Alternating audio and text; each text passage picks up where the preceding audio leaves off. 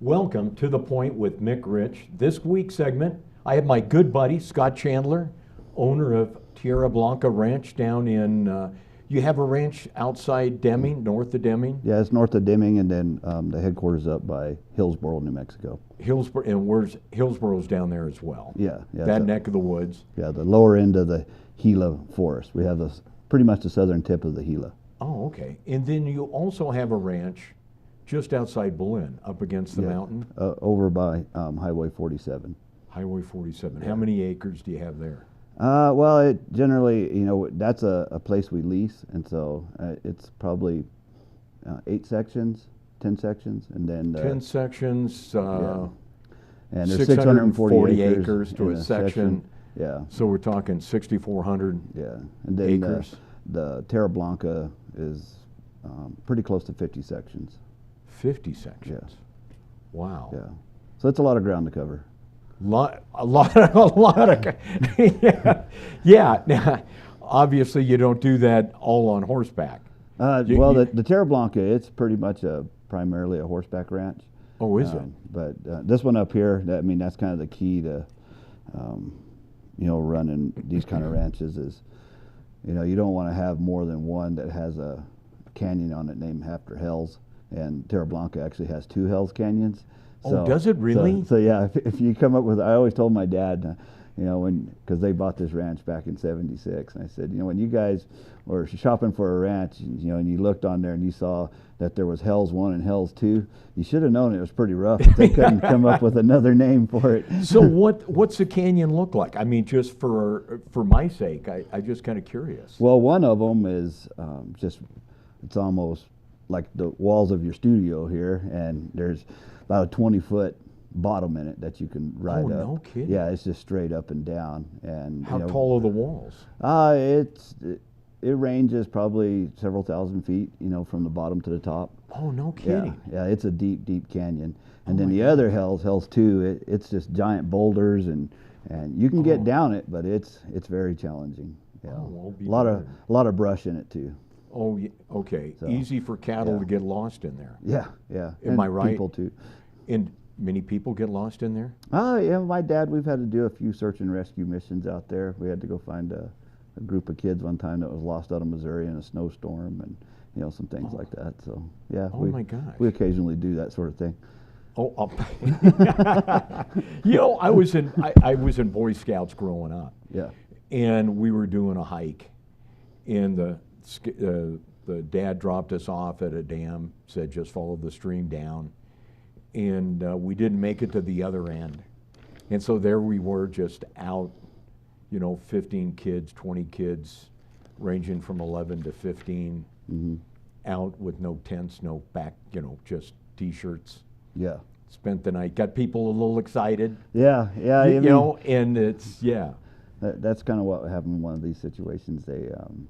I think they were overdue like 3 or 4 days from calling in. And oh, man. They had search and rescue out looking for them, and the gal from the hospital in Missouri, she called us, and she was, please, can you guys go look for them? I mean, they're not finding them, and the helicopters are looking. And so my dad and I went out, and about, I imagine it took us about 8 or 9 hours. We trailed them up and found them. In one of the canyons? Yeah. Oh, no kidding. Yeah. I'll be darned. So do you have federal or state leases as well? There it's all federal. We have private land. I mean, from my understanding, after Ted Turner sold his big chunk back to the forest or donated or whatever he did, we're the largest private landholder inside the national forest now of in-holdings. So we have really large chunks of private inside the national forest that controls our allotment, and then the rest of it's a federal allotment, controlled by the feds. Right, okay. National forest. What you have is you got private land surrounded by federal land. Yes. And then surrounding you lease that land. Yeah. Okay. Well, it's we don't consider it a lease. I mean, we could spend an hour on that topic. With the allotments. As an allotment holder, we actually own our allotment, and the allotment to buy, like for instance, when my granddad and dad bought this place, they had to buy what they considered the base property. that's tied to the private land, that's tied to the allotment. And then under the law, as most people used to interpret it, I mean, we pay taxes on our improvements that are on the federal land, and like our wells and pens and that sort of thing, we depreciate them, just like they would. It's considered a split ownership. And so, when people say, well, you guys don't actually own your allotment, it's like, well, why don't you tell the IRS that? Because, we actually depreciate our property. I mean, so it's considered a split estate with the feds. Right. Oh, I got it. Yeah, it's kind of been a different situation with the feds, because they don't like really recognizing that anymore. And, Well, that's right, because they're out in D.C. Yeah. They don't want you out here. Well, it's like you as I'm pretty sure you own your own home. I mean, right.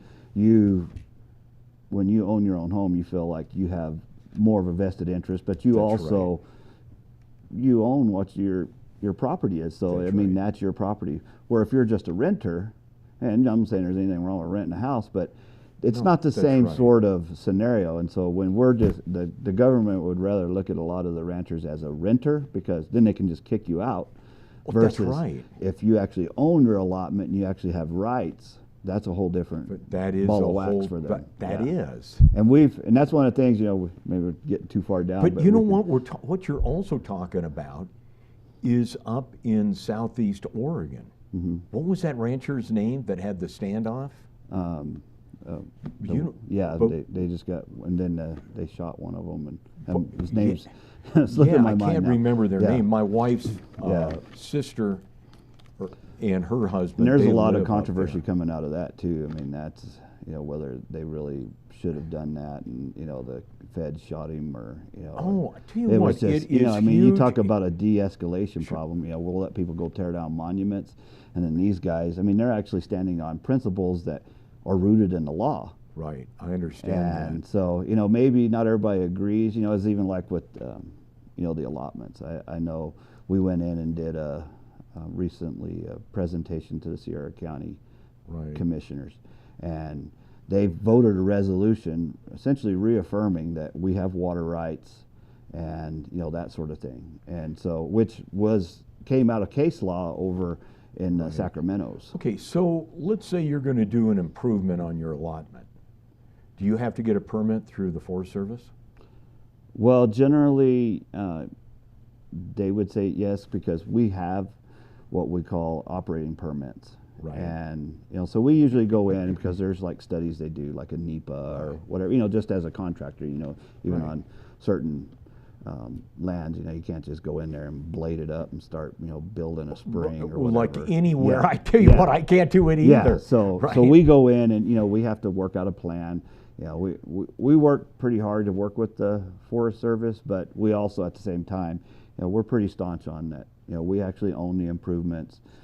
For instance, if you're going to go hunting out, like on my place, and you're thinking you're going to hunt on the public land, well, if you find a set of corrals and a well, you can't just park your horses in my corral and say, well, this is federal land, I'm going to use this for my horses. I got you. I have rights to that. Right. Going back to that permitting process, I can remember I was out in Daddle, I think it was, for the water board meeting out there. And then there was question and answers of the candidates. I was there, Yvette was there, Sosi was there. And in the question, one of the ranchers brought up about the permitting process, how much permits there are, how much requirement there is, how much paperwork it was. I can remember Sosi talking about, we're going to get more people in Washington to process those permits. And I remember saying, I don't think the challenge is we don't have enough employees in Washington. We have too many permits. Yeah, and it does just get bogged down with, I mean, we've been going to D.C. and actually working with some of the leadership up there to try and streamline things, get, one, to just see that, we're looking at it a little differently than they do, in which, we don't want to split hairs, but let's just work together. Right. And so, and that has been something that I think is, even they've recognized, hey, especially through the Trump administration, I've seen a lot of streamlining. Right. So out of curiosity, how much time do you spend, 20, 30% on the paperwork documentation compared to, In a 40 hours, let's say a 40-hour work week, which you work, I believe, more than 40. In 40 hours in a week, how much time is spent per week on paperwork for the feds and state? Well, I wouldn't say we spend that much time because, like we do kind of operate in a way where, we have our annual meetings where we meet with them, and then we have to update them when we're moving our pastures. Well, we don't have to. It's something that, we work together on. So I would say, 10% of our time, we're trying to make sure we're communicating with them what's going on, following our proper paperwork, and keeping things up to speed. So I think it's probably quite surprising to the people in New Mexico and Albuquerque in the urban areas to think that a rancher like yourself and Colette are spending time having to follow through on paperwork and documentation, not just on horseback. Scott, we need to bring this segment to a close. It's been great having you here. With the next one, we're going to be talking about Tierra Blanca Ranch for Troubled Youth. I'm looking forward to it. Great. Thank you very much, Scott.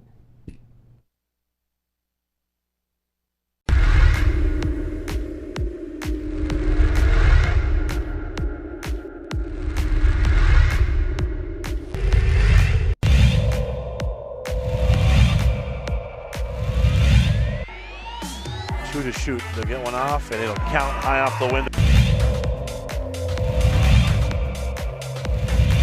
Yep. Oh my gosh. There's the long three. Boom. Bang.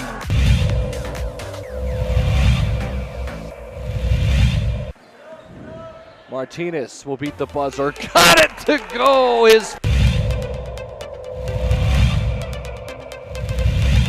Fork driving kick. Three's in the air. It's good.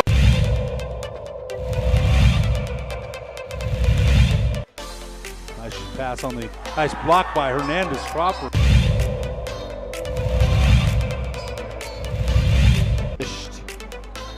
And Brown in the transition. But why not, Steve? Is Corbalan's going to go when he puts it away. And Corbalan wants to put it down.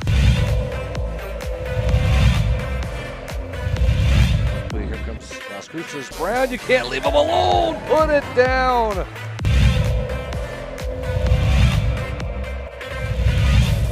Gershon in transition. It's 3-on-2. Gershon going to go all the way. Whoa, Morgan.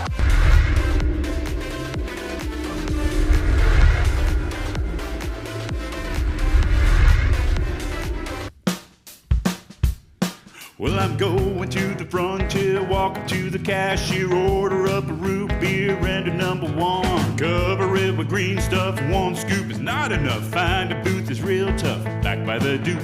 Meet my family, meet my friends in the quirkiest restaurant I have ever been. All of Albuquerque's favorite spot, it's the Frontier Restaurant. The Frontier Restaurant is a proud supporter of ProView Sports Network. The New Mexico High School Coaches Association, established in 1941, is an organization of New Mexico's best and most professional interscholastic coaches. Coaches across work daily to help our student athletes excel in the classroom, on the field of play, and in our communities. Students that participate in interscholastic activities attain higher grades, higher graduation rates, and higher wages. Responsible for the North-South All-Star Games, statewide Coaches Award Program, and providing multiple professional development opportunities for New Mexico's coaches. Be a great coach by coaching beyond the game. Don't sacrifice quality of flavor when you're in a hurry. Golden Pride offers ribs, fried chicken, green and red chili breakfast burritos, and Frontier Cinnabons. 4 great locations, or visit us online at goldenpride@abq.com. Golden Pride Barbecue Chicken and Ribs, proud supporter of ProView Sports Network. Welcome back to the Point with Mick Rich, and I have today my buddy, good buddy, Scott Chandler. Scott, I want to chat a little bit with you about the Tierra Blanca Ranch for Troubled Youths. Great. Question I have is, what in the world made you and Colette decide you want to help troubled youth.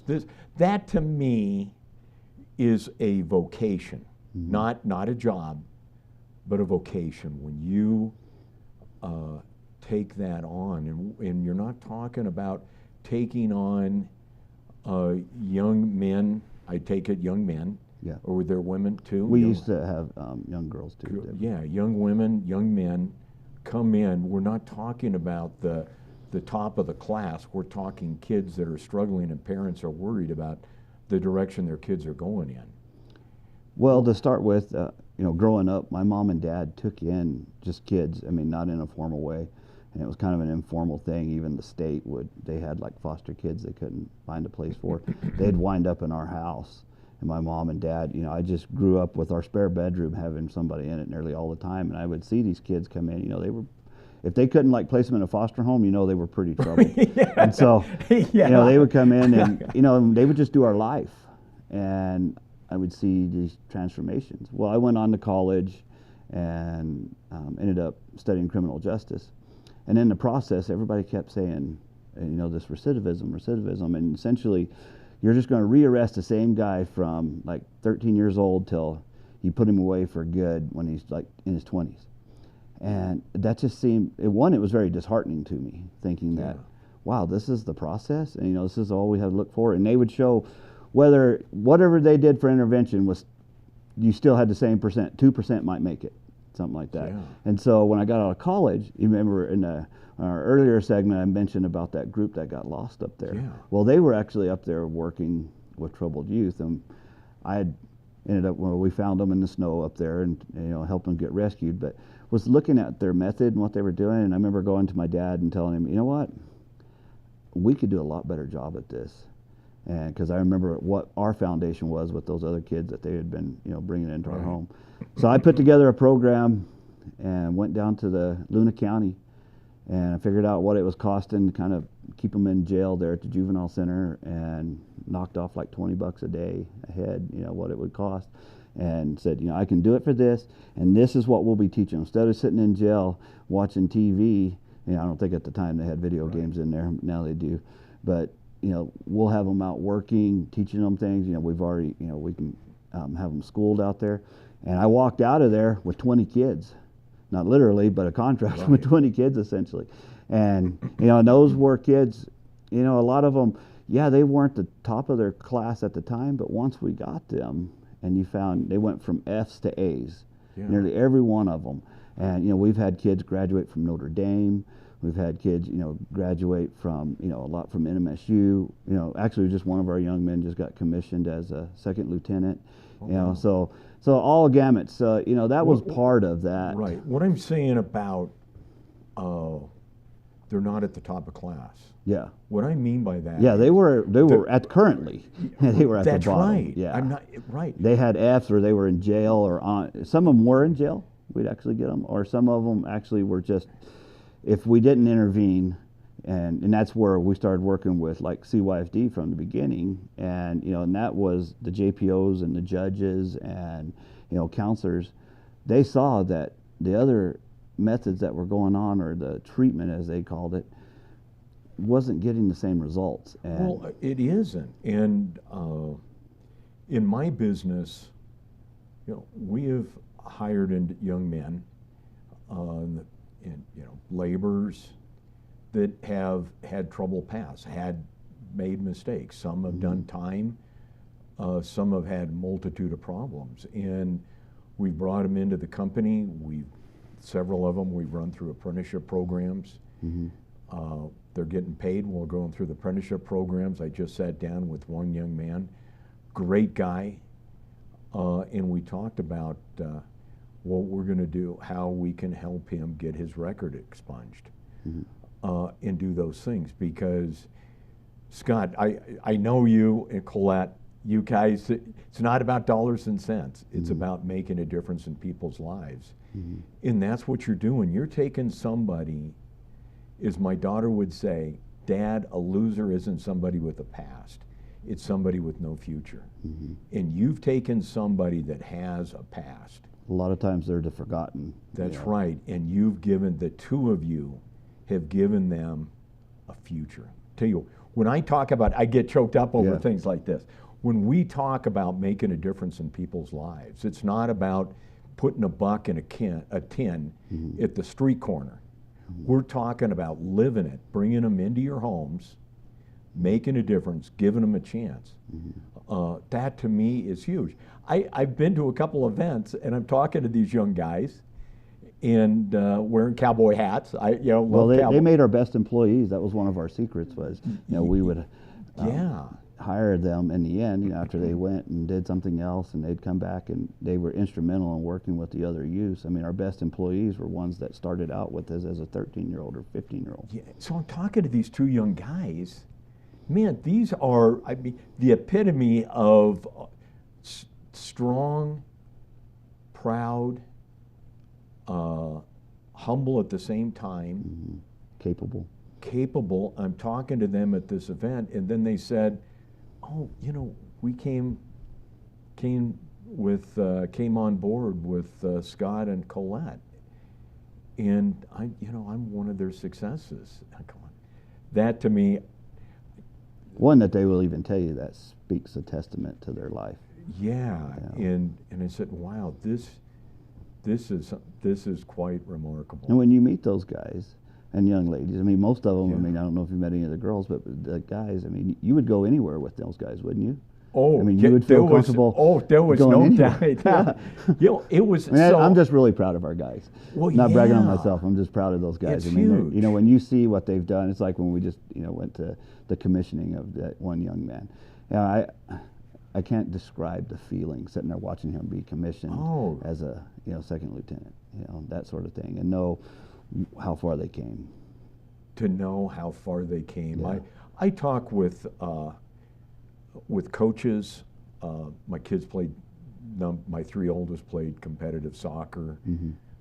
Talked with teachers, and they said, and I'm a firm believer of this, is the A students are A students no matter what you do.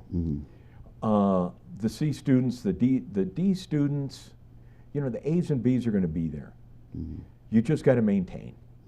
Where you can make a world difference in this life is taking a student that's a D and moving them up. But what the two of you have done is you've taken students that are F's and you've moved them into the A class. And one of the keys you mentioned early on about like your apprentice program, that's one of our foundational things was, it helped with I'm a firm believer that's one reason why we had the academic side down so well, because they had a great portion of their day where they're working with their hands. Whether we're tiling something, they learn to tile, they learn to weld, they learn to build, they learn all these. And I know, and not every one of them go to college. Some of them went on and and learned horseshoeing trades or became welders or track hoe operators. Some of our greatest success stories down there were, a couple of them. They were the first in their family to ever graduate high school. High school. I'm not talking about college. High school, and then went on and became like a track hoe operator. Making $100,000 a year. In the construction business, it's talked about when we get together, peer groups. Is the best employees to hire is either a ranch, somebody that worked on a ranch or a farm, and that's huge. So I would imagine with your success that you were having, and the differences you were making in people's lives, I would imagine that the county, the state, national the two of you must have been getting awards all over the place of saying, wow, did you do any like shows where they brought the two of you in? Well, we did like presentations, like I believe it was the New Mexico School Board Association. They honored us for work for doing with our kids, and we did presentations with them. We were working with 2 different school districts, Silver City Public Schools, Deming Public Schools. And then NIH, National Institute of Health, they awarded NMSU a grant because there was so much buzz of what we were doing that they awarded a grant to send 100 kids through the program over a summer. And just to really, and they were long-term tracking those kids and that sort of thing. And we had a lot of local new, like Sun News, Las Cruces, even So up here. did the Governor Richardson, give you a Citizen of the Year award? No, Or Susanna Governor Martinez say, I wish, to but- reach, have the two of you come up and honestly, say, we didn't even really think about that. When you're in the middle of that, we were just helping kids and helping through their lives. And so, like, when we get called to, come and be honored, like in Luna County or in Doniana or Silver City or something like that. I mean, we were grateful, but it was quickly you had to just get back to work because when you're dealing with the kind of population we were dealing with. I mean, you had to really stay focused, and it's like I remember one time we were called out to, and it was the Silver City Daily Press, and they had all of our kids on. Out at the airport there in Silver City, and people were like, "Wow, that was really cool." And I was like, "Yeah, but quickly we were back to work." That's right, and I think that's what impressed me so much about you and Colin is how humble the two of you have been and the successes that you've had. And I've gone to D.C., I've seen different politicians, and it goes to their heads. Yeah. And you see it over and over. That's why I'm Senator so impressed. Bingaman, he got grant money for Silver City Public Schools to put their kids in the program. John Arthur Smith, he got a $100,000 line item through the state for CYFD, which Johnson line item. Scott, we need to bring this segment to a close. We got some more exciting news to discuss. This is Mick Rich, To The Point, and we're going to be talking about a little bit more. Thanks, Mick. Thank you.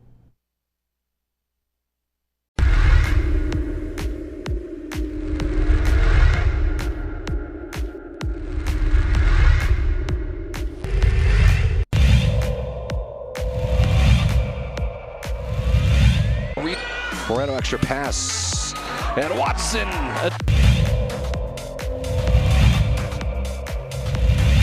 Out with it, Gallegos, and he's gonna run all the way. Window, yes! Able to get out of it. How did he find Battle? It's to Cunningham, and it... Ramos' hand. And Ramos puts it up, beats the buzzer!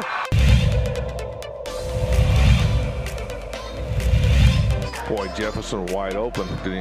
Jefferson to Daraji! Into Watson with the jam!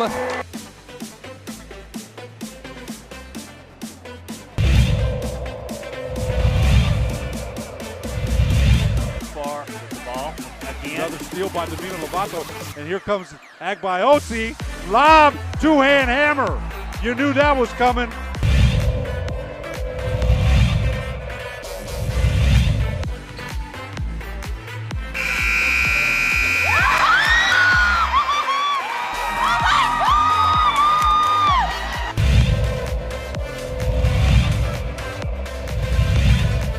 ProView Devils is all over the place. Heck about the lob to Agbaiosi, the one-hand hammer.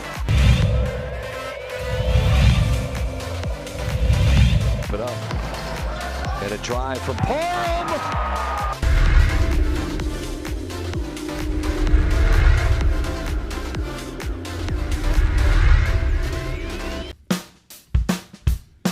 Well, I'm going to the frontier, walking to the cashier, order up a root beer and a number one. Cover it with green stuff, one scoop is not enough. Find a booth is real tough, back by the Duke. Meet my family, meet my friends in the quirkiest restaurant I have ever been. All of Albuquerque's favorite spot, it's the Frontier Restaurant. The Frontier Restaurant is a proud supporter of ProView Sports Network. The New Mexico High School Coaches Association, established in 1941, is an organization of New Mexico's best and most professional interscholastic coaches. Coaches across work daily to help our student athletes excel in the classroom, on the field of play, and in our communities. Students that participate in interscholastic activities attain higher grades, higher graduation rates, and higher wages.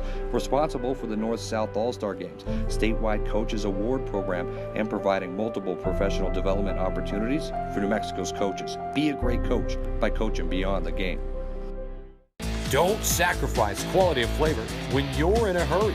Golden Pride offers ribs, fried chicken, green and red chili breakfast burritos, and Frontier Cinnabons. 4 great locations, or visit us online at goldenpride@abq.com. Golden Pride Barbecue Chicken and Ribs, proud supporter of ProView Sports Network. Welcome back to The Point with Mick Rich. I've got Scott Chandler here with me today. Scott, we talked a little bit about the Tierra Blanca youth program that you had put together, you and Colette. And I had asked you, boy, you must have gotten kudos and all sorts of awards from our governors, but the reality was it was completely opposite of that.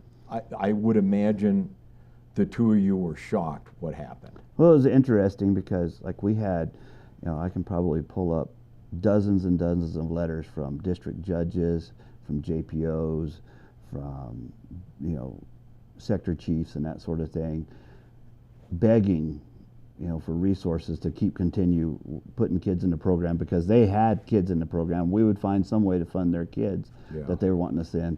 And so then they want to do more, and they wanted to do more. And so, it was interesting because under the Medicaid, we were approached by a local healthcare group back before the value options takeover. And they showed up at the ranch one day, and they were like, everybody says we need to work with you guys. And so we started working with the Medicaid kids, and we had, I think it was like 16 to 20 at a time, of their kids, which we were supposed to start with kind of entry-level kids, right. At risk, they called them. Yeah. But quickly, it turned into, we ended up with their $1 million kid. They had already spent $1 million on this kid, sending him all over the United States, and he had washed out everywhere. And now they had nowhere to go. And they said, Scott, if you can just take him, we don't expect any results. We just want you to try your best. Nobody else has succeeded. We're not going to hold it against essentially your success rate. And we had success with him. And so, this was actually under the Richardson administration when this started, prior to Richardson's. And then, right then, we had a transition. Richardson got elected. And, I don't know, the whole things were flying around about pay to play and all that kind of crazy stuff. And I don't know if it was connected or not, but value options comes in, takes out the providers we were working with. So here we have these, 16 kids or so that were Medicaid, and they hire CYFD top personnel, and they come up and they say, all right, you're not the type of model we want, even though we still had the $1 million kid. They couldn't find placements for them, and they were saying they were going to have them out of there in a week. Well, a year later, they're still working. Well, we're in the process trying to meet value options criteria. So Governor Richardson gets an appeal from Domenici and Congressman Pierce at the time saying, hey, they're trying to yank the funding from these guys. Can you work with them? And so CYFD shows up with value options, and they're trying to turn us into something we're not, which the things they have aren't being successful, and then they want to make us into that. And we're like, no, we can't do that. This is what we are. This is what makes us successful. So the governor actually appointed his secretary at CYFD and deputy secretaries to really come in and supposedly try and manage this. And this is kind of an important thing with, because a bureau chief at the time, he sets me down. He says, because we thought we were getting somewhere. They wanted to create a special program place for us. I could just hear this. Yeah. We're here to help you, Scott. Well, and I actually felt like some of the administration people were pretty sincere, and they said, there's a way we can bring this in under the CYFD umbrella and kind of make everybody work, a special designation. But when the CYFD personnel heard about it, he says, you know what, governors come and go, secretaries come and go, and deputy secretaries come and go. I'm the real power here. Bureaucracy is the real power. When we hear about the swamp, that's what we're talking about. And, and they essentially blackmailed the bunch, and then all of a sudden those people started going off and disappearing. Yeah. And then we were just left thrown to the wolves and here we thought we were working in good faith, and it wasn't that way. And then next thing you know, I don't know if you even heard about me, they came up and they drove into the creek, I had to jump in and save 2 of their lives. You know, CYFD agents, they were up there. I was warning them, you don't come up here. We've got flash flood warnings. Don't come and check the freezers because they want to check your temperature of your freezer, you know, stuff like that, instead of what's really substantive. And they came anyway, nearly lost their lives, nearly killed me too. And, you know, it's that kind of bureaucracy. And, you know, but then the governor, you know, essentially just rolled us under the butt. But value options was the problem, you know, and I think that was the seat where you took out good providers that were trying to help, and then you put people in there that it was about money or whatever, and it killed us. Tell you what, I think it's about money, and it's about power, and it's about control. Yeah. And we see that over and over. I with a couple other, about 3 other people, started up a charter high school. Got great success with the charter school. It was recognized, you know, by Reader's Digest, one of the top 10, you know, schools in the country for a category. I'm not quite sure what category it was, but it got recognized of taking, and we were one of the first charter schools in Albuquerque. And it didn't take long that when we started to get some success and recognition, then all of a sudden, start throwing rocks at you. It was more than rocks. And it didn't take long before they shut us down. And then that charter school's gone. And that's the way, even like in our situation, that same chief, he told me, he says, nobody doubts your success rates are the best in the state, but you still have to do it our way. And I told him, I said, that's the difference between you and me. If our roles were reversed, I would be trying to figure out how I'm doing it like you, versus you trying to, you know, put me into a square box. But, you know, instead of trying to learn from us, which, you know, I'm not saying we had to cure all, but when something's working, you jump in and work with it. And, you know, and that's the thing. And I told him, I said, you know, it's not about the kids, and it is more about the power. And it's all about the power. We see this play out over and over right now with the COVID-19 crisis. Yeah. It is about, I have the power, and I have the power to shut you down, and I am going to raise the penalties to you so high that you can just, you're going to buckle under, and if you're not, we're going to pound you into the ground. Yeah. And I've seen that over and over. We saw it happen in Grants with the mayor in Grants, right? In what was it, a barber shop in Grants? Yeah. We're going to start raising the stakes. Or you take the restaurants, we're going to pound you into the ground. We're going to come after you with every means possible. I've been through it as well, and it's painful. But I tell you what, it's a testament of the 2 of you standing up. Now, I mean, at the local level, and I want to clarify on CYFD, we had really good relations. And those people, I mean, you know, they were the ones dealing directly with the kids and placing the kids with us. I mean, CYFD was our largest client over time. Right, I understand. You know, it's just when you get up into the swamp, and then like towards the end, like Richardson, you know, looked at it, well, these guys, it's not worth fighting for something like this, and then you just get chucked to the wolves. And, you know, and we went on our way, and, you know, we just went totally private, non-funded by any of those entities, and we actually became more successful. And, you know, and I think that's what, you know, that was back in 05, 06, and then, you know, you have to jump a little further down the road. Then what happened? Just real quick, we've got about 4 minutes left here. Well, it's a pretty detailed, long story, but, you know, somehow we ended up on the wrong side of Governor Martinez, and, you know, we were targeted, and, you know, we actually have testimony. We're working really hard to get things opened up. We actually have a lawsuit out there right now on some of the records, because we want to open up the records. We said, we want the Senate, we want the people to see this, because we actually had testimony, like when we asked, why was there Hummers and helicopters and everything, and they take, you know, the Chandler's parents out and put them out in the grass with a SWAT team, you know, my elderly parents. What was that all about? We had a senior guy that had been a part of that say, theater. You know, all that's for theater. You know what, we see it over and over. And really also what it's about theater, but also it is about sending the message to other people. You fight the system, we're coming after you, we're coming after your kids, we're coming after your parents, we're going to burn your house to the ground. and we're going to make you knuckle under no matter what. And we've seen it with the bureaucrats, whether it's in Washington, whether it's in Santa Fe. We've seen it over and over. We've seen it with the, were you aware there was a doctor in, I can't remember where it was, and he was collecting arrowheads, and the feds came after him because he had, the wrong arrowhead, and they were going after him. He finally took his own life to protect his family because he said, when I'm out of the picture, they're going to leave my family alone. Yeah. The same thing happened to a doctor up in Utah. Same situation. He said, the only way to save my kids, my family, my wife, my parents, and he was the sole doctor in that community, and he took his own life just to protect his kids from the feds. Well, and that's the sad thing about even like with our deal. You can take our name and plug your name into where they did it in whatever business you are, and they can do the same thing to you. They just, because it's like they went back with some of those same characters from '05 and the CYFD people, and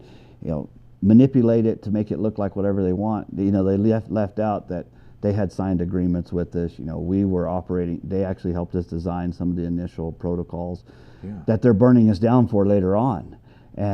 But you just take whatever you are, and that's why it's important and that's why we did fight back. It wasn't about the money when we sued and to get back. It was so that they couldn't do this to other people and to shed a light on what's going on. So Scott, we need to bring this segment to a close. I want to talk about what you finished with is, it's not just about me, it's about people out there in the state of New Mexico, across the country, that when you stand up for what you believe in and what is right, and just stand on who you are, you can be a lightning rod for those that don't like it. You'd be kind of lonely as well. Yes, I know that. So this is Mick. We're going to wrap this segment up, and next segment we're going to be talking about you, what this means to you, what we need to do across our country. Thank you very much. It's Mick Rich.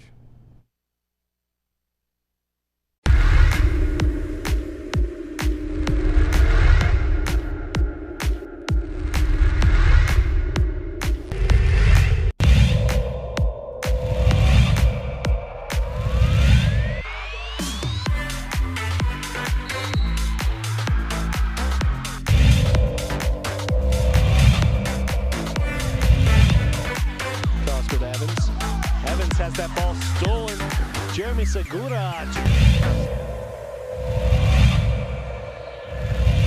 Forward dribble, spin cycle, up and under move. What a pass, wrap around pass. Harris, Legate, the long bomb, 3 ball.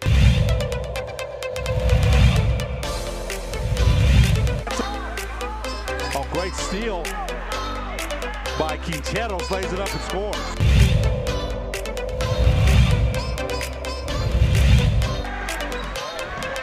A whole little jump step in the... And look out, here comes Agbaiosi. Crawford set.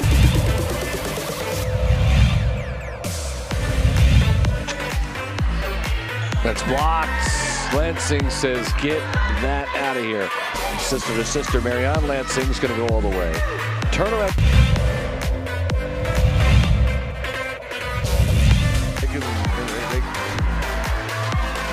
Ramos, pump fake, everyone bites, Ramos hits!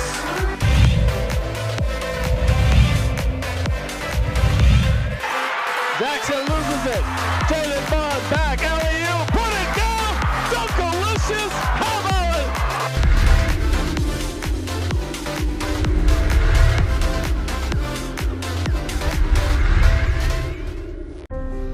The New Mexico High School Coaches Association, established in 1941, is an organization of New Mexico's best and most professional interscholastic coaches. Coaches across work daily to help our student athletes excel in the classroom, on the field of play, and in our communities. Students that participate in interscholastic activities attain higher grades, higher graduation rates, and higher wages.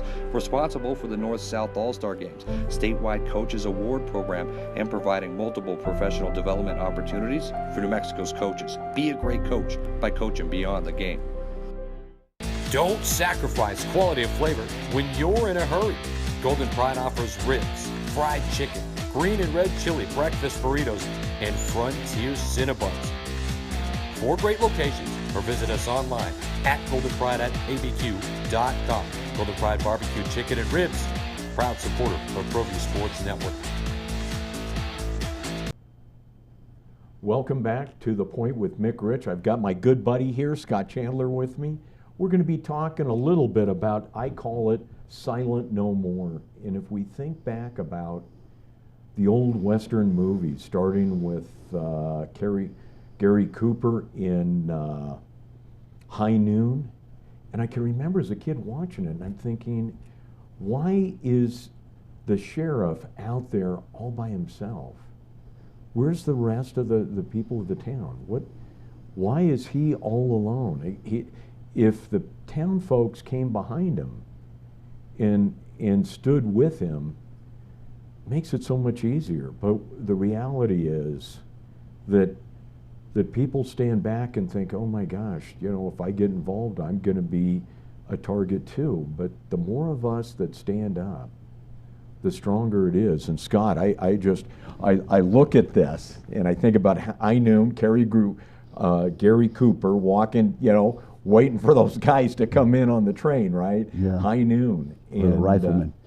Yeah, but also that's been a common theme over the years in the movie industry, whether it's Clint Eastwood, John Wayne, some of those strong characters where,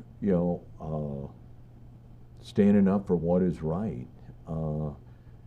Clint Eastwood was a little bit of a different character than Gary Cooper, but I love watching Clint Eastwood in those movies. But Scott, what I want to talk about isn't that it takes so much energy to be the sole one standing up and saying, this isn't right. The government is here for the people, not the people for the government. Mm-hmm. What is your, looking back at this whole thing, was it worth it to you? All the heartache that the two of you went through? Well, somebody asked me a while back, if having the program was worth what happened to us. And I told them, when you asked me that, 3 names came to my mind of just youth that immediately I know we made a huge difference in their life. And there was so many more. And I said, even if it was just one of those 3 that I saw that we saved, I think it was worth it. What I worry about is, you see what they did to us. And, and I've, a lot of the counsel we were receiving at the time, everybody was, because, they rated us like on a Thursday, and by Tuesday they were already in court dismissing everything that they had tried to get the warrants with, so that we couldn't fight back. Yeah. So we had filed a lawsuit the day before the raid to try and open it up, because we found out all this stuff was being done cloak and dagger. We had no idea what they were doing behind the scenes. And so we filed a lawsuit to bring it into the light. And if we hadn't done that, they would have, when they walked in there and dismissed everything, just been like, oops, well, sorry, we're done. And so, that's you can't just walk in and carpet bomb somebody and then just like go out the exit and say, well, oh, sorry, that was unfortunate. And, the kids were gone, our reputation's ruined, all those things that, had hit us. And so, yeah, we were following through. But even then, at that point, I remember, some of the advice we were getting, legal advice, they were like, you know what, just take the money you still have and do something else. If you're going to fight this, it's going to be this huge, drawn out battle that, and how they always say, you don't fight City Hall. And, right. But we made the decision, my family did, and said, you know what, this isn't about the money. They shouldn't be able to come in and do this to people. They shouldn't be able to, ruin people this way. And, and so we went after it. And amazingly, it's, we would need an hour and a half just to even get through part of the story of what we uncovered and how you do that. But yeah, it's tough. I mean, it's not for the faint of heart. And you know, one of the things I guess that's really challenging is, you know, I'm not a rich guy, right? You know, and you know, you have an asset or something. I mean, we borrowed money to, you know, do a lot of these battles, and you know, people are like, that's crazy. And you know, whether, you know, as a financial investment, you're probably better off going and putting that money in Vegas. But yeah, you know, I agree. To get the principle, and that's what, you know, dealing with a lot of the attorneys. There's so few people now, in our system isn't set up for people that fight for principle. And if we didn't have the ability to raise the money we did to fight the way we did, in which we actually did it on, you know, very low cost budget, you know, because the way our attorneys worked, I mean, they're great, they were awesome. So, but it's still just, you know, some guy on the street, he doesn't have access to even what I did. You just, I mean, you might just get rolled into jail, and you're sitting in jail. And, you know, and I've dealt with public defenders with these kids. And, you know, the public defenders, they may be a decent lawyer, but when you're representing 30, 40 kids that week, right. you know, they're just walking in and you see them. I mean, I don't know how many of those public defenders I walked up, and the first time I talked to them was 5 minutes before we walked into that kid's trial. Yeah. And so that's not the way our system's set up. And so, you know, yeah, you can really get railroaded. And that's why, you know, I said in that last segment, you just take your name and you put it, substitute it in mine in your business, and you could just be right there. I'll tell you what, I've been there also with my business when I ran for office. It amazes me what will happen to an individual that follows a path that is for the right reasons. And again, I'm not just talking about a conservative, but this is about liberal as well. Mm-hmm. Is that you're not trampling other people's rights. You're walking your path, you're following it through, and somebody doesn't like your path. Mm-hmm. And they are going to do whatever it takes. We had somebody write a negative Google review on our company somewhere back east. Mm-hmm. Unbelievable to me. Why? Because I ran for office. Mm-hmm. You have people that are out there, but Scott.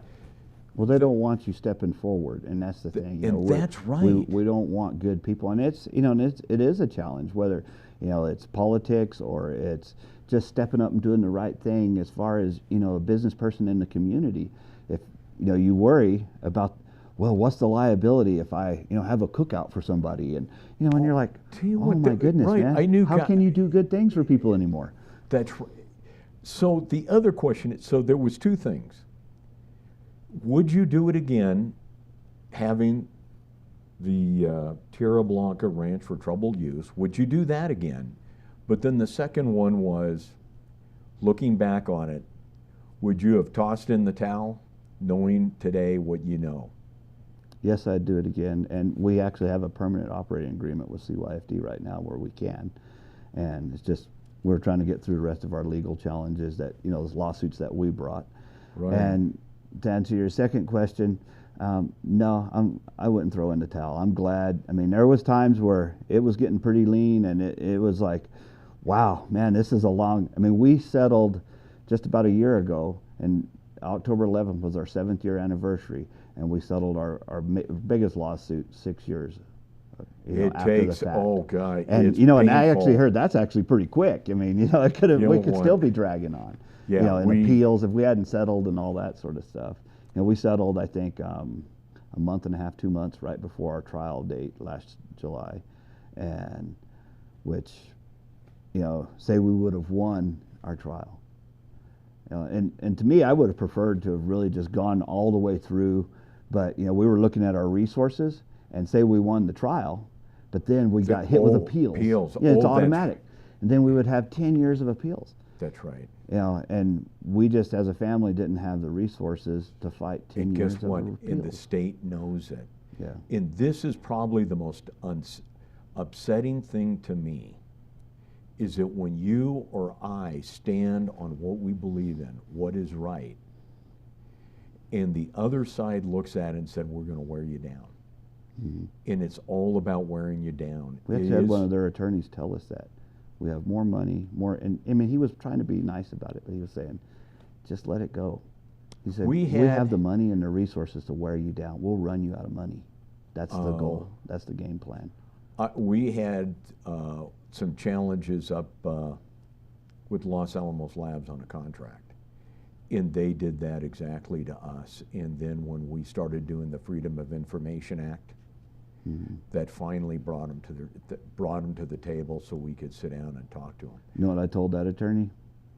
I said, if it comes to that, I said, if I have to, you know, and Pete can't get paid, I said, I'll go out and pick up cans and then I'll just fight you myself. But, you know, and that's the tenacity that we have to turn it around. Tell you what, so the gentleman that helped me get started, he gave me a job in construction to pay my way through college. Alan Bradford was from immigrant from England, came to the United States with $1 in his pocket, built a multi-million-dollar construction company, sold it to a big conglomerate, and at the end they said, we're going to call it even, you can keep your car and no money. And he sued them, and they were going to break him, and they were going to do everything and this is the guy that taught me. And he hung in there. He sold his boat, sold the plane, sold the RV, sold everything to keep the lawsuit up. He won the multi-million-dollar he won the lawsuit against the conglomerate. Then he went after the Big 7 accounting firm. He went to court, and the judge turned to the accounting firm and said, I suggest you settle with Mr. Bradford because you're not going to agree, you're not going to be happy what I come up with. And Alan showed me that you stand on what's right. Scott, it's been great to have you here. We need to bring it to a wrap, but as you can tell, what's important is that you stand on principle. You stand on what you believe in right. And that doesn't mean what we're seeing today, trample over other people's rights or what they believe in. But we stand on what is right and fair. Scott, you are, and Colette are patriots in that term, and it's an honor, and I'm humbled to know you both. Thank you for being here. I appreciate it, Mick, and I'm grateful that you just even gave us the opportunity to come on and be on your show, and also thanks for getting around New Mexico. I mean, you've been one of these guys who you get out and you really put your feet to action. Thank you very much. Scott, thank you. We call it a day. Thank you very much. It's Mick Rich, to the point.